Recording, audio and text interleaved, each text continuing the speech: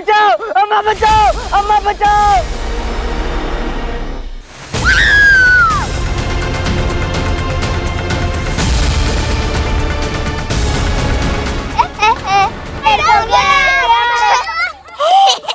ये पद्माका की योजना थी।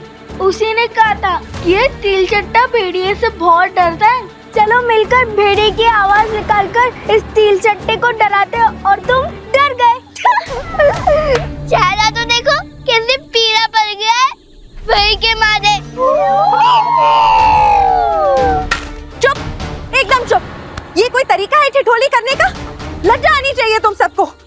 पता है हम सब कितने डर गए थे, कितने बुरे बुरे विचार आ रहे थे। थोड़ी और के नहीं मिलते ना तो बेचारे रामा के प्राण निकल जाते।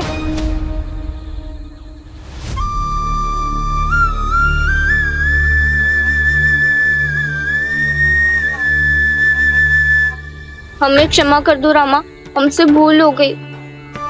हमारी मंशा तुम्हारा हृदय दुखाने की इतू सी तरीक सी भी नहीं थी। वो तो बस ऐसे ही। किंतु देखा कितनी अच्छी बात हुई। तुमने हमारे प्राण बचाने के लिए अपने प्राणों की भी परवाह नहीं की। लाठी उठाई और निकल पड़े अकेले ही भेड़ियों का सामना करने। ये तुम्हारी बहादुरी और वीरता का प्रमाण है। सच में तुम तो बड़े निर्भय निकले रामा। सच में रामा, बच्चे तो बिल्कुल सही कह रहे हैं। हमने भी आपका ये रूप पहले कभी नहीं देखा। आप कितने बहादुर और निडर हो गए हैं। अभी कुछ दिन पहले तक ही तो भेड़ियों का नाम सुन के थर थर कांप रहे थे और अब भेड़ियों से अकेले ही भिड़ने निकल गए। ये पुत्र किसका है? इसकी रगों में पराक्रम दौड़ता है। सही कहा अम्मा, सही कहा। इस प्रकरण के बाद पता नहीं क्यों बड़ा हल्का हल्का सा अनुभव हो रहा है। जैसे मन के सारे भय जाते रहे, जैसे अब भेड़ियों का भी कोई भय नहीं मतलब भय है, किंतु मन के अंदर एक विचित्र सा आत्मविश्वास है कि अब मैं भेड़ियों का सामना आसानी से कर सकता हूँ, वो भी बिना डरे। किंतु अब उन भेड़ियों को ढूंढने से अधिक आवश्यक है उस व्यक्ति को ढूंढना जो इन भेड़ियों को नियंत्रित कर रहा है। और जब तक मैं उसे ढूंढ नहीं लेता चैन से नहीं बैठूंगा।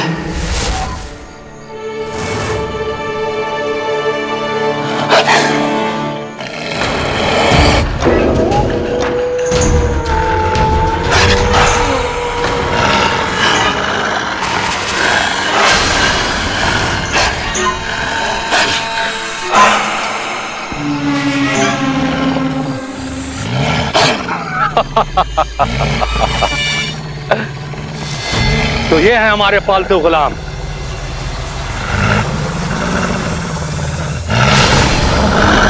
और ये है हमारा सबसे पहना और अचूक हथियार, विजयनगर और किलाड़ी का गद्दार, हमारा वफादार कृष्णदेव राय और रामा के बीच रहकर उनकी ही जड़ें काटने वाला हमारा आदमी, इस पूरी साजिश का जन्मदाता। आइए आइए मेरे दोस्त, खैर मकदम। हम अपनी साजिश के अगले पड़ाव पर आगे बढ़ने के लिए पूरी तरह से तैयार हैं, लेकिन हमें अभी भी खौफ है कि कहीं रामा हमारे रास्ते का रोड़ा फिर न बन जाए। बहुत परेशान किया है उसने हमें। आप हमें बताएं कि हम कैसे उसका ध्यान भटकाएं, कैसे उसके दिल में मौत का ऐसा खौफ पैदा करें कि आने वाले 10 जन्मों तक वो भेड़िए के खौफ से कांपता रहे। कैसे?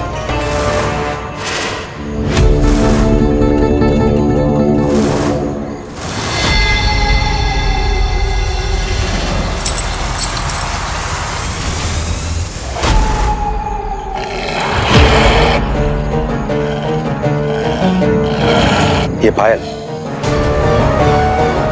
किसकी पायल है? ये क्या ये भेड़ियों का अगला शिकार है?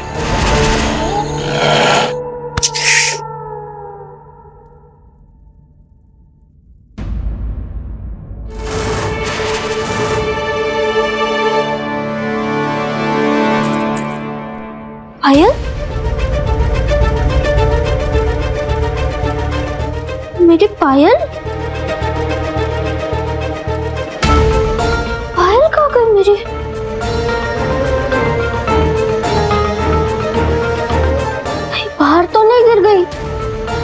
जब मैं बाहर गई थी। मेरी पायल।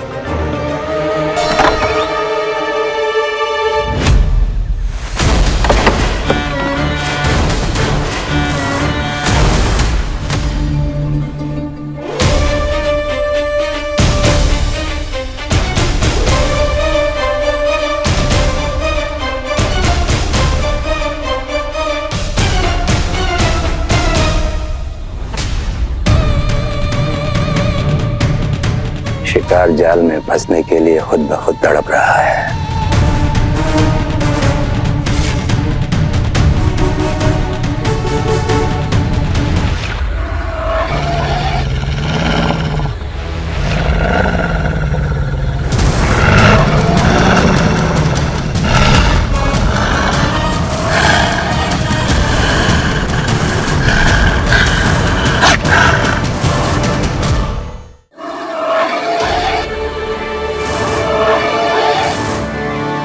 पद्मा, हाँ अक्का। इतनी रात का यहाँ क्या कर रहे हो? अक्का, आज रामा को सताते वक्त यहीं कहीं मेरी पायल गिर गई थी, उसी को ढूंढने आई थी मैं। पद्मा, पता है ना बाहर कितना जोखिम है। इतनी रात गए अकेले नहीं घूमना चाहिए। और पायल का क्या है, वो तो कल सुबह भी ढूंढ सकते हैं। कल दिन के उजाले में ढूंढ लेंगे। हाँ चलो चलो, अभी कल सुबह ढूंढेंगे।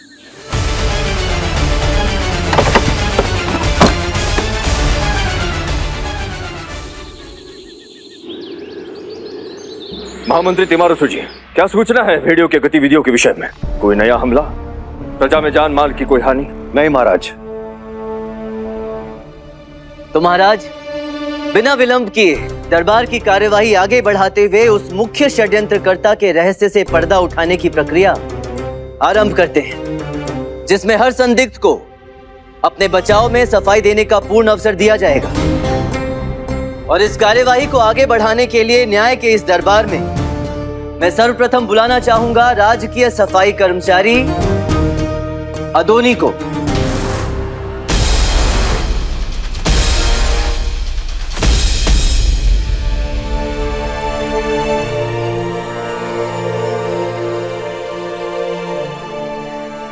पुजारी जी, आज विशेष पूजा करवानी है। रामा का दरबार में आज बहुत बड़ा दिन है।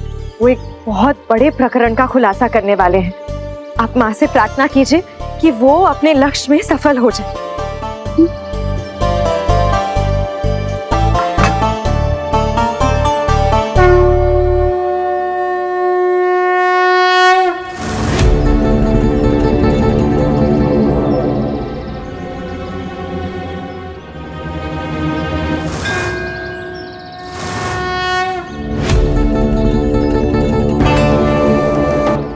ये जगह बिल्कुल सुनसान है, हमारे काम के लिए मुफीद।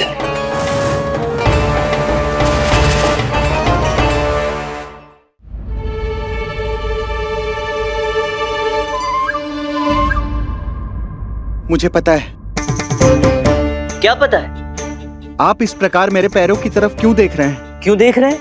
आपने जंगल में बड़े पैर के पदचिन्ह देखे हैं ना, और मेरे पैर भी बड़े हैं, तो आपको संदेह हो रहा है कि वो जंगल वाला संदिग्ध मैं तो नहीं। फिलहाल मैं ऐसा कुछ भी नहीं सोच रहा अदोनी महाशय। जाल के संदर्भ में ही प्रश्न करेंगे ना, क्योंकि जाल तो मैंने ही बनाया था और आपको लगता है वो जाल मैंने ही काटा था, तभी तो वो भेड़िया वहां से भाग निकला। मैंने मजबूत जाल बनाया था, जैसा कि हमेशा बनाता हूँ, और वो जाल बनाकर राजकुमारी वसुधा को दे दिया था। एक जाल के विषय में प्रश्न करते हैं तो आप वसुधा जी से पूछिए। नहीं अदोनी महाशय, मैं आपसे जाल के संदर्भ में भी कोई प्रश्न नहीं करना चाहता। तो आप क्या जानना चाहते हैं और मुझे यहाँ लाकर क्यों खड़ा कर दिया है?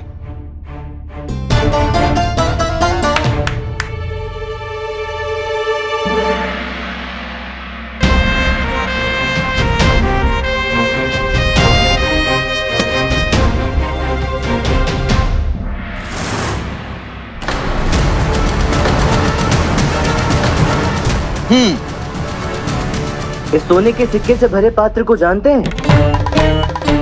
ये सोने के सिक्कों से भरी प्राचीन घड़ाकार मेरी संपत्ति है, और ये मेरे झोपड़े की भूमि के नीचे से निकला था।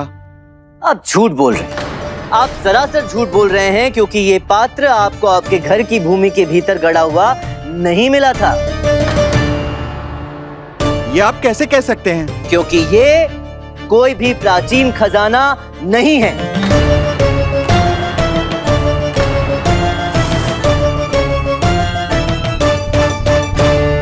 जी महाराज, ये एक प्राचीन खजाना नहीं है महाराज। ये सिक्के अभी हाल में ही राजकोष द्वारा जारी किए गए नए सिक्के हैं। प्रमाण है राजकोष की ये नई मुहर, देखिए।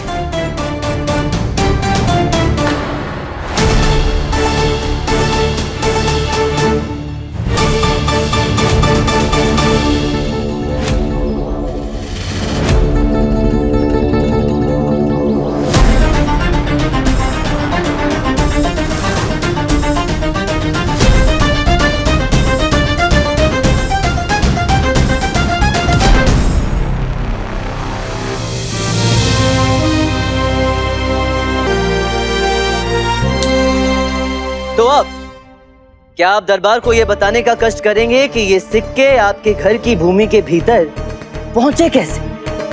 मुझे क्या पता कैसे पहुंचे। ये तो मेरे घर के नीचे गड़े मिले थे। मुझे मेरी धर्म पत्नी की सौगंध। क्यों निरर्थक अपनी धर्मपत्नी की शपथ खाकर उनके प्राण संकट में डाल रहे हैं महोदय? आपकी उन्हीं धर्मपत्नी ने बताया ये सिक्के आपको घर से बाहर मिले और आपने इन्हें घर में लाकर छुपा दिया। क्या ऐसा कहा उसने? वाचाल औरत, मैंने कहा था उससे ये बात किसी को मत बताना। थोड़ा भी नियंत्रण नहीं है उसे अपनी जिह्वा पर। बात यह है कि आपकी पत्नी ने मुझे कुछ भी नहीं बताया। मैं तो उन्हें जानता तक नहीं।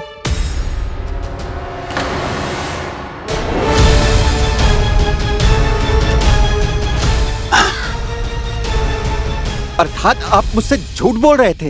हाँ, मैं आपसे झूठ बोल रहा था, क्योंकि झूठ नहीं बोलता तो आप अपना अपराध कैसे स्वीकारते? अब अभी यहाँ इसी समय दरबार को बताइए कि ये सिक्के आपके घर की भूमि तक कैसे पहुँचे, अन्यथा केलाड़ी राज्य का राजधन चुराने के आरोप में आपको तत्क्षण बंदी बना लिया जाएगा। नहीं नहीं महाराज, मैंने कुछ भी नहीं किया है। वो धन मुझे कहीं और से प्राप्त हुआ था। ये धन मेरा है महाराज, लेकिन जैसा मैंने कहा कि मेरी झोपड़ी के नीचे से मिला था, ऐसा नहीं है। बड़े महाराज, थिरुमलई के भेड़ियों के हाथों मारे जाने से पहले की बात है। मैं बड़े महाराज के शयन कक्ष की सफाई कर रहा था।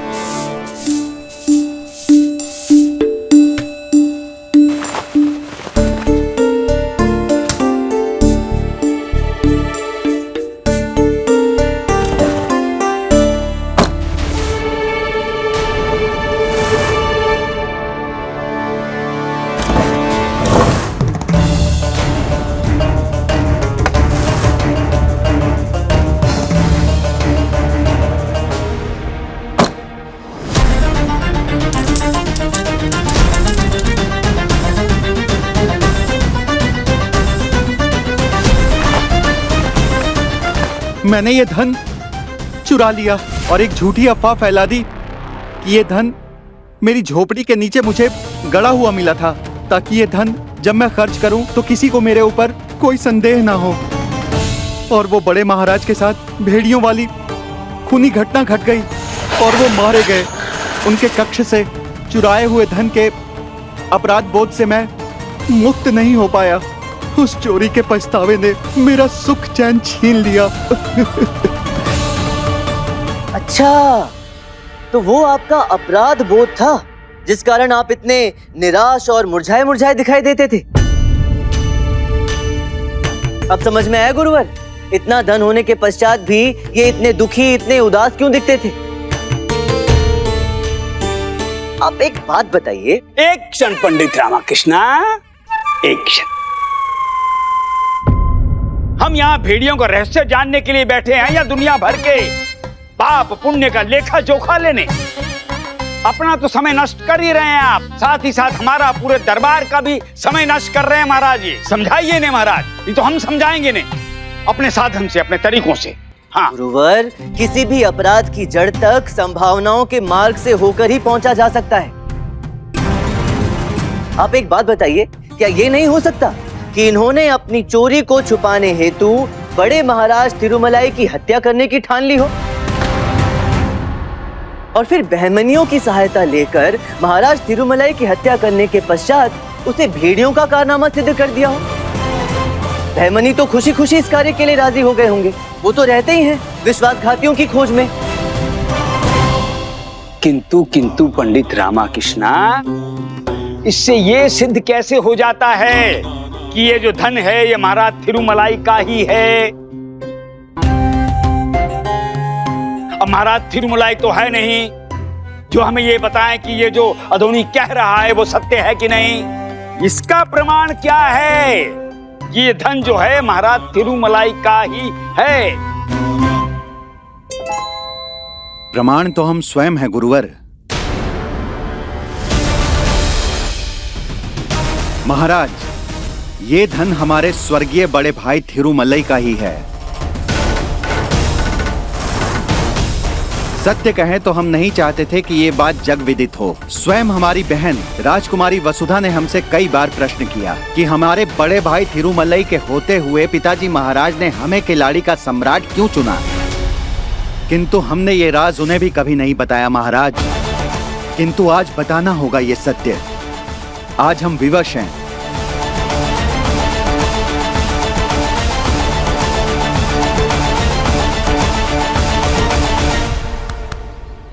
पद्मा दीदी, क्या वो तुम्हारी खोई हुई पायल तो नहीं है?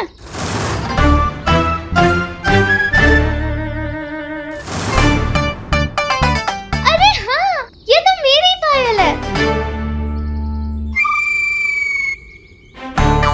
पर ये यहाँ कैसे आई? हवा से उड़कर आई होगी। है कुछ भी। रुको मैं लाती हूँ। जल्दी आना। हमें बड़े दुख के साथ बताना पड़ रहा है महाराज कि हमारे बड़े भाई थिरुमलई एक बेईमान व्यक्ति थे। वो राजकोष से धन चुराया करते थे और उस धन को अपने शयन कक्ष में जाकर छुपा दिया करते थे। अदोनी को जो धन मिला है वो राजकोष का ही धन है। महाराज, एक बार हमारे पिताजी महाराज ने हमारे बड़े भाई को चोरी करते हुए रंगे हाथों पकड़ लिया था। इसीलिए पिताजी महाराज ने उन्हें राजगद्दी से बहिष्कृत करके हमें किलाड़ी का सम्राट बना दिया। और महाराज, तब से ही हमारे बड़े भाई थिरुमलई हमसे जलते थे, हमारे खिलाफ षड्यंत्र रचने का प्रयास करते रहते थे। यहाँ तक कि उन्होंने राजतांत्रिक अचंभा के साथ मिलकर हमारे ऊपर जादू टोना करने की साजिश भी की।